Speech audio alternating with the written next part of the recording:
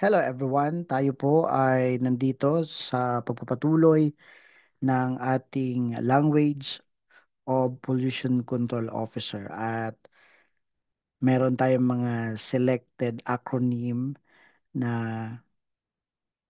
binibigyan natin ng full description at sa mga usapan ng mga PCO, maririnig mo yan. Ano po? So halimbawa, pagka nagkakausap ang mga PCO, mga consultant, mga managing head, halimbawa, o meron ka na bang na-prepare na EMP?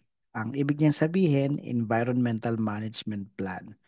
At pwede ring, o ikaw ba ay na i-implement mo ang iyong EMOP. So, pwedeng ibig sabihin nun ay Environmental Monitoring Plan. So, this time around, kukumpletuhin naman natin ang 5 ulit na acronyms at bibigyan natin ng full description at buhay. So, una sa ating list ay ang ECA. Ano ba itong ECA? Like, ikaw ba ay magtatayo ng isang project sa ECA? Ang ibig niyang sabihin ay environmentally critical area. Yan. May mga lugar sa ating bansa sa Pilipinas, there are areas declared by law as national park. They are um, considered critical area. There are areas in our country that have scientific interest. Meron tayong mga areas na potential tourist destination or spot. Meron naman yung merong scientific and archaeological interest, mga areas na makikita mo na pwedeng prime agricultural land. So there are areas na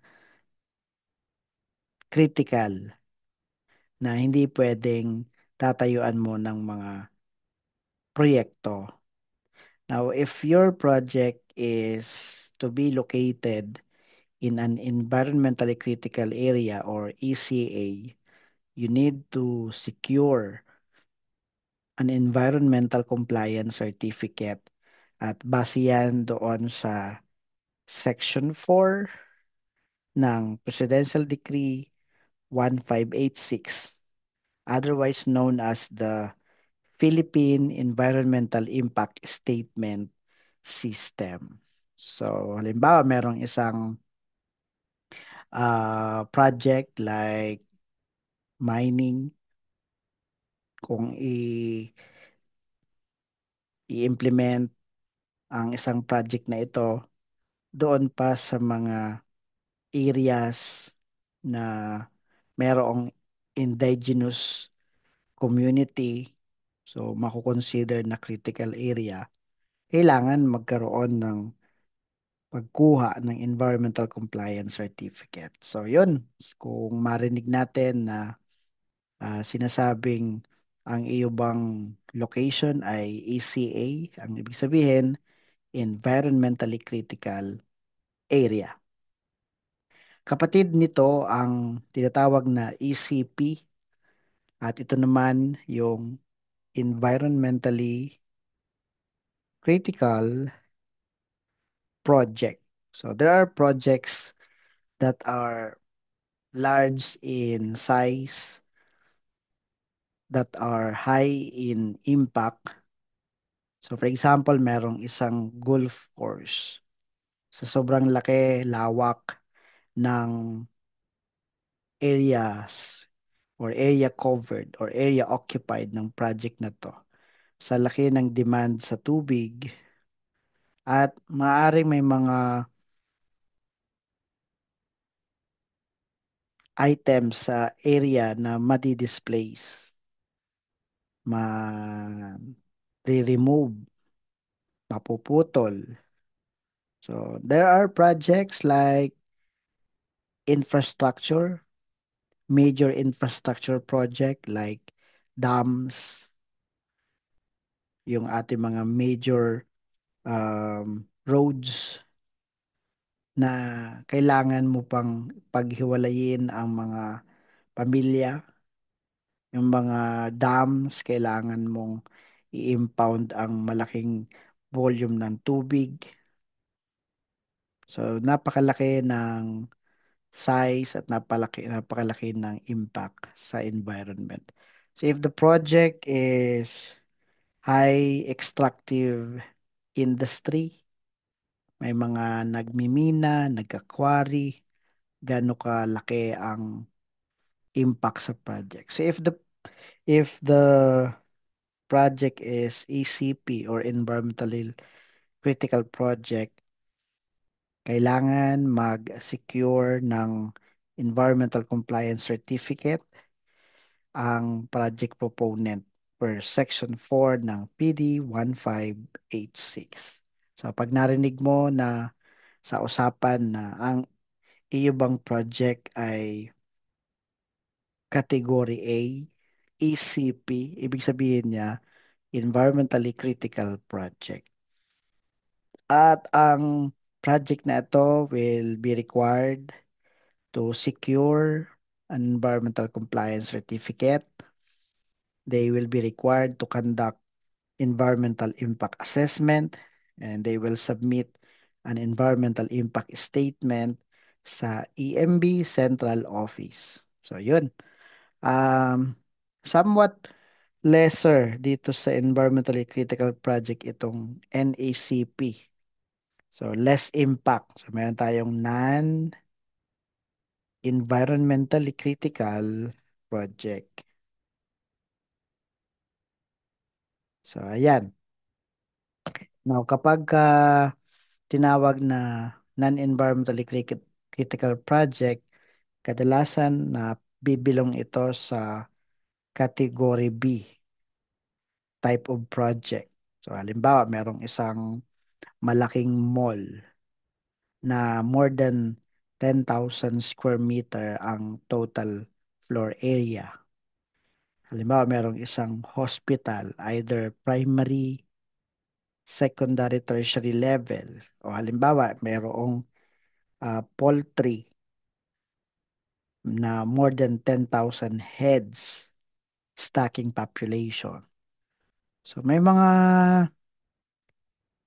kategory ng project, category B, na matatawag nating non-environmentally critical project. So pagka narinig mo ang sinasabing ang iyo bang project ay NECP, ibig sabihin non-environmentally critical project. At itong non-environmentally critical project may be located in a critical area, mga lugar kung saan pwedeng laging tinatamaan ng typhoon, mga lugar kung saan pwedeng malapit sa mga fault line, mga lugar kung saan may mga matataas na slope.